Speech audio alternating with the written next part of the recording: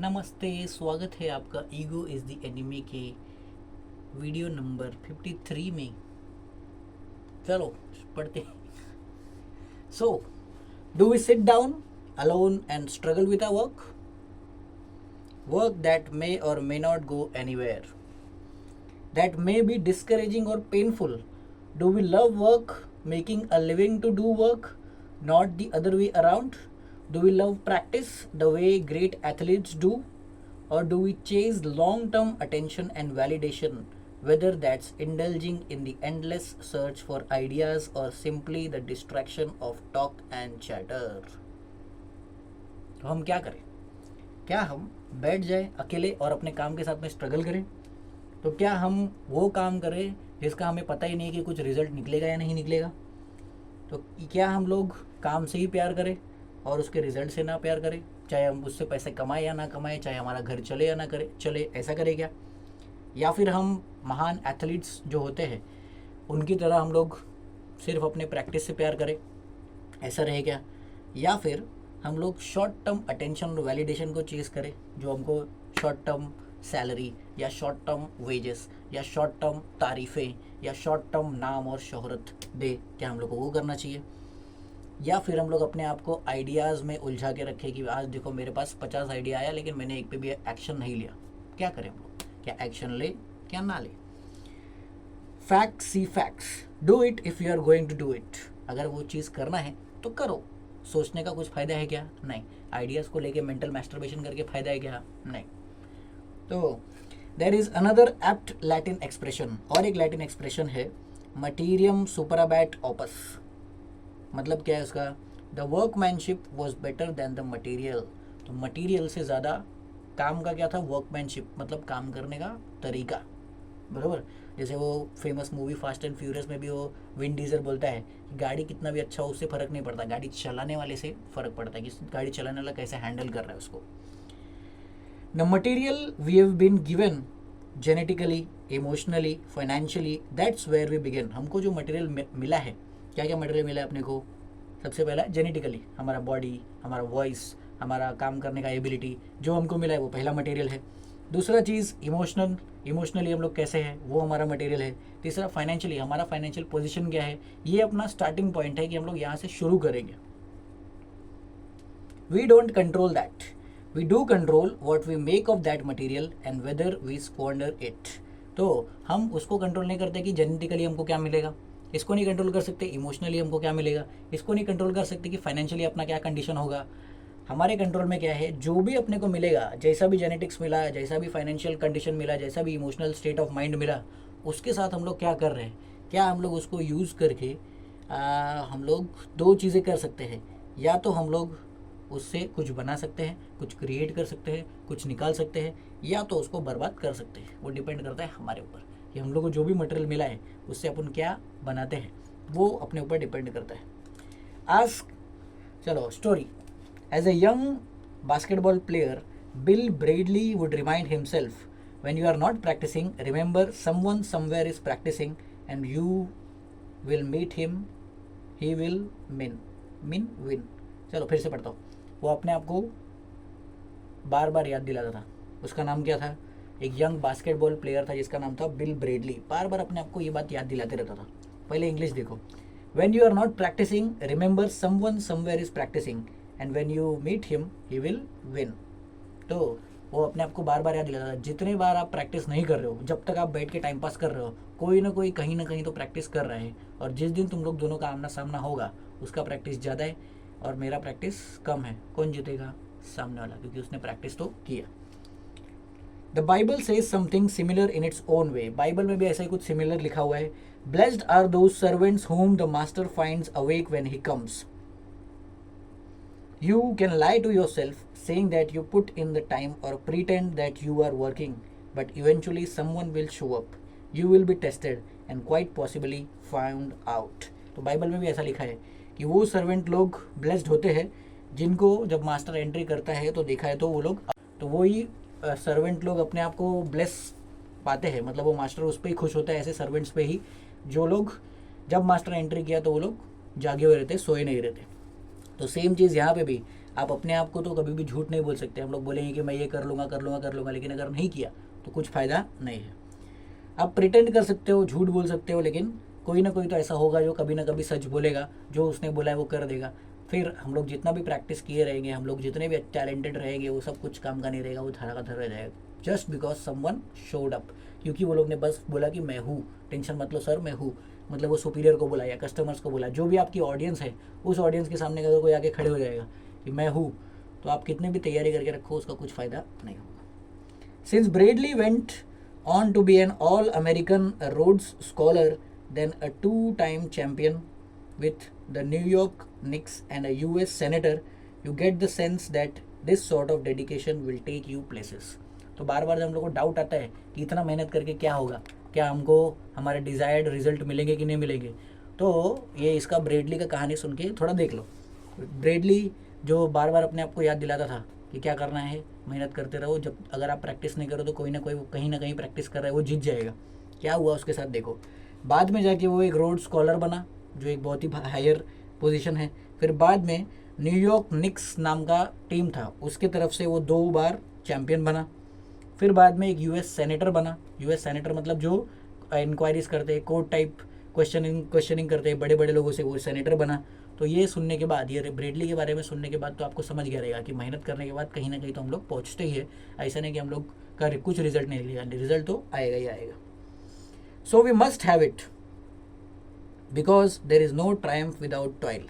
तो डेडिकेशन हमारे पास पक्का, तो पक्का हमारे पास डेडिकेशन होना ही चाहिए। डेडिकेशन के साथ में हमको कोइन नहीं, डेडिकेशन के साथ में हमको काम करना ही चाहिए, क्योंकि बिना मेहनत किए कोई भी जीत किसी को भी नहीं मिलती। हमेशा मेहनत तो करना ही पड़ता है, भले ही कितने भी टैलेंटेड हो, जेनेटिकली कितने भी एडवांस्ड हो, फाइनेंशियल पोजीशन कितना भी अच्छा हो, कुछ भी हो, लेकिन कुछ काम के नहीं होंगे अगर हम लोग मेहनत नहीं करेंगे। वापस से अपन अगर जॉन डी रॉकफेलर की बात करें, तो आगे जाके जब वो बचपन में अपने आप को एक शॉपकीपर या बैंक वाले के पास गया था, वो बैंक वाले ने उसको लोन देने से मना कर दिया, तो उसने क्या बोला, एक दिन दुनिया का सबसे अमीर आदमी बन के दिखाऊंगा। तो अमीर आदमी बना, कैसे बना, हर रात को बैठ के अपने आप को वो याद दिलाता था, या आप अपने आप को मर्चेंट मत समझो, बहुत सारे लोग हैं जो बहुत अच्छे हैं, आपसे भी अच्छे हैं, तो अपना मुंडी नीचे रखो, चुपचाप काम करो। Wouldn't it be great if work was as simple as opening a vein and letting the genius pour out? Or if you would walk into that meeting and spit brilliance off the top of your head? You walk up to the canvas, hurl your paint at it, and modern art emerges, right? That is a fantasy. That is a fantasy. Rather, that is the lie. तो life बहुत अच्छी होती अगर आप अपनी नस को काटते और उसमें से जीनियस, आपके अंदर जितना भी जीनियस क्वालिटी सब बाहर आ जाता, बहुत अच्छा होता। लेकिन ऐसा सच है क्या? नहीं, वो झूठ है, वो फैंटेसी वाली दुनिया है। या फिर अगर आप एक मीटिंग में घुसते, आपके दिमाग में जितना भी प्लानिंग है, जितना भी ब्रिलियंस है, जितना भी आपने सोच के रखा है, सब आप बाहर एक ही बार में सबको बता देते, सब आपसे खुश हो जाते, वाह वाह वाह वाह वाह वाह वाह, आपको सब आता है। ऐसा हो सकता है क्या? नहीं, ये भी झूठ है, ये भी अपने दिमाग का वहन है, अपने दिमाग में ये फॉल्स बिलीफ हम लोग बना के रखते हैं। तीसरा चीज़ क्या, ये भी हो सकता है कि अगर आप एक पेंटर होते तो आप कैनवस के पास जाते, कैनवस मतलब वो कपड़ा जिस पे पेंटिंग करते हैं, तो कैनवस के पास गए, आपने पेंट्स उस पर छिड़क दिया, अपने आप अच्छा खासा एक मस्त आर्ट वर्क बन के रेडी हो गया, ऐसा तो होगा नहीं। सेम चीज़, ये सब झूठ है जो हमारा माइंड अपने बार बार हमारे बोलते हैं ना CD प्लेयर में चलाते रहता है, बड़ चालू रहता है। Back to another popular old trope, fake it till you make it. It's no surprise that such an idea has found increasing relevance in our noxiously bullshit nerve world. तो और एक बहुत ही पुराना कहावत है, fake it till you make it. जब तक आप वो चीज़ अकम्प्लिश नहीं कर लेते तो दिखावा करो कि आपने वो अकम्प्लिश कर लिया, तो एक दिन आप उधर पहुंच जाओगे। ये भी सबसे बकवास एनालॉजी है, क्योंकि हम लोग क्या करते हैं, अगर एक बार फेक इट चालू कर दिया तो हमारा माइंड बोलेगा कि मेहनत करने की जरूरत ही नहीं, भाड़ गया, मैं तो पहले से ही हूँ। तो वो बहुत ही बकवास है। When it is difficult to tell a real producer from an self-promoter, of course some people will roll the dice and manage to play the confidence game. तो मेन अगर हम लोग को दो लोग के बीच में डिफरेंशिएट करना है कि कौन सच में काम कर रहा है और कौन नकली कॉन्फिडेंस दिखा रहा है, तो ये सामने वाला क्या करेगा, एक डाइस रोल कर देगा, सामने वाला एक डाइस रोल कर देगा और फिर समझ में आ जाएगा, देखिएगा कि सेल्फ कॉन्फिडेंस किस में, ये तो वो उठा लेगा। तो एंट्री लेवल के लिए वो बिहेवियर अच्छा है। मान लो हम लोग इंटरव्यू में गए, इंटरव्यू में दो लोग हैं, एक फेक बता रहे कि मैं ये कर सकता हूँ, ये कर सकता हूँ, ये कर सकता हूँ, दूसरा वाला उसके पास एविडेंस है। तो दोनों में से ये कॉन्फिडेंस वाले को देख के हो सकता है कि सिलेक्शन हो जाए, लेकिन काम शुरू करने के बाद का क्या, जब तुमको कुछ आता ही नहीं है तो क्या मतलब है। फिर बाद में इसको हटा दिया जाएगा, दूसरे वाले को बुलाया जाएगा, आइए आप, फिर उसके बाद इसका काम करते करते ऑटोमेटिक कॉन्फिडेंस बिल्डअप हो जाएगा। काम ज़रूरी है लॉन्ग टर्म में, शॉर्ट टर्म में नहीं। शॉर्ट टर्म में तो मज़ा आ जाता है कि सिलेक्शन हो गया, यस यस यस, लेकिन जब असलियत पता चलती है तो धीरे धीरे उनको बाहर कर दिया जाता है या तो साइड लाइन कर दिया जाता है। उनकी जगह ऐसे लोगों को तरक्की मिलती है जो काम करते हैं।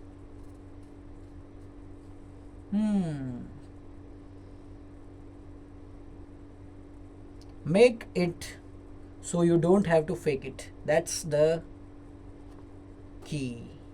तो मेन चीज़ क्या है, fake it till you make it नहीं, उसको उल्टा करना है, make it so you don't have to fake it. आप इतना काम करो, इतना एविडेंस बिल्ड करो कि आपको कुछ भी फेक करने की गरज ही ना पड़े, कुछ ज़रूरत ही ना पड़े। ये मेन चीज़ है लॉन्ग टर्म चीज़ें कमाने के लिए। Can you imagine a doctor trying to get it by anything less, और अ क्वार्टर बैक और a bull rider? More to the point, would you want them to, so why would you try otherwise? तो क्या आप सोचो कि अगर आप एक डॉक्टर के पास जा रहे हो, डॉक्टर बोलेगा अभी तक मैं डॉक्टर बना नहीं लेकिन दिखावा कर रहा हूँ, fake it till you make it, इलाज करवाओगे उससे? नहीं।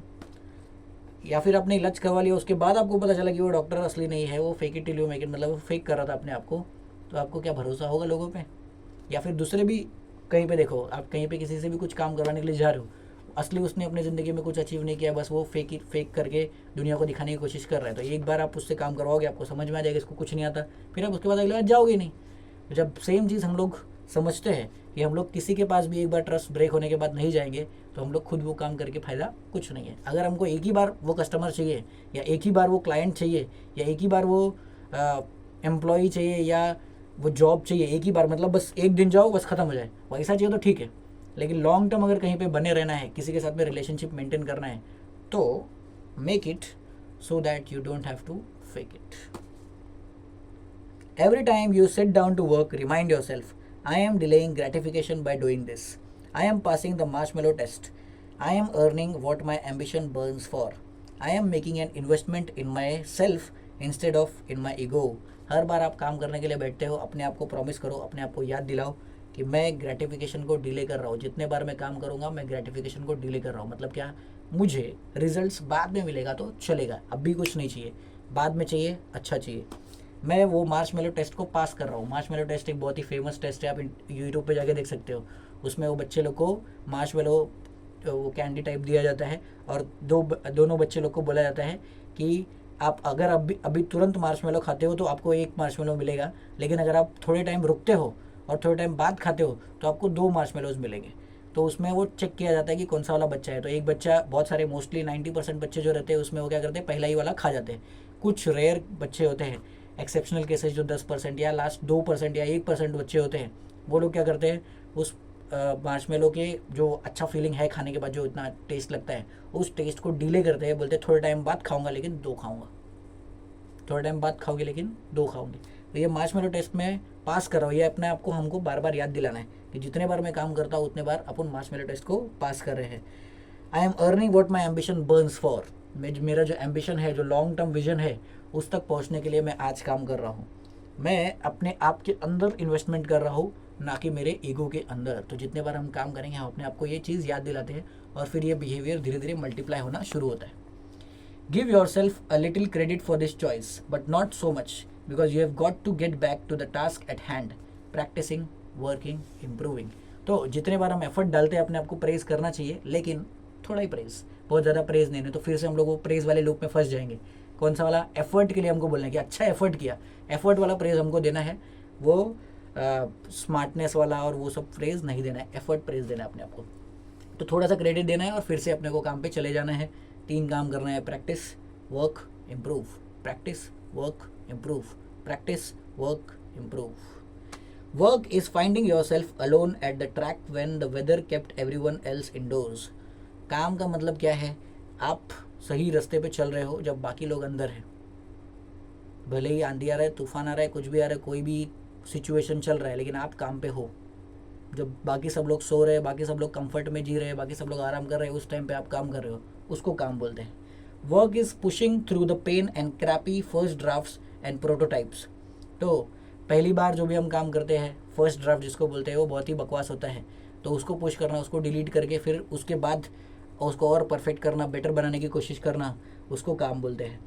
It is ignoring whatever plaudits others are getting and more importantly ignoring whatever plaudits you may be getting. तो काम का मतलब क्या है, बाकी सब लोग को जो तारीफ़ मिल रहा है उसको इग्नोर करना, और आगे जाके हमको भी जो तारीफ़ मिलेगा उसको भी इग्नोर करना, इसको काम बोलते हैं. वरना हम लोग वापस से वो अपलॉज के पीछे पड़ गए, अगर हम लोग तारीफ़ के पीछे पड़ गए तो फिर से हम लोग काम करना छोड़ देंगे, फिर से अपलॉज के पीछे पड़ जाएंगे, तो प्रेज़ वाला परेशान हो जाएंगे हम लोग, फिर काम नहीं कर पाएंगे. उसको भी काम बोलते हैं कि आप अपलॉज से दूर भाग रहे हो. तीसरा, because there is work to be done. Work doesn't want to be good, it is made so despite the headwind. Work को, आपके काम को ये नहीं चाहिए कि आप अच्छा काम करो, आपको तारीफ मिले, आपको कुछ भी मिले. काम को चाहिए कि ये काम करके ख़त्म कर दो. जैसे वो नवल रविकांत बोलते हैं कि the best way to get out of the game is to be done with it.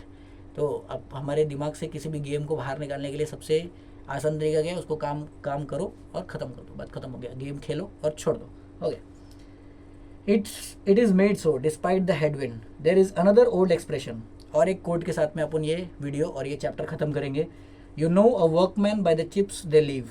It's true. To जज your progress properly just take a look at the floor. तो कोई भी काम अगर करता है, काम करने के बाद समझो एक वर्कमैन है, वो इलेक्ट्रिसिटी का वायरिंग करने के लिए आया है. वायरिंग करने के बाद वो नीचे क्या छोड़ के जाता है, उससे समझ में आता है उसका काम कैसा है. अगर वो नीचे सब कुछ क्लियर करके जा रहा है, मतलब वो परफेक्ट काम करता है, उसको काम करना पसंद है.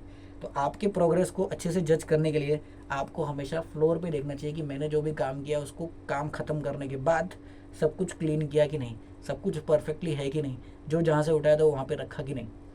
On that note, see you in the next video. Bye bye.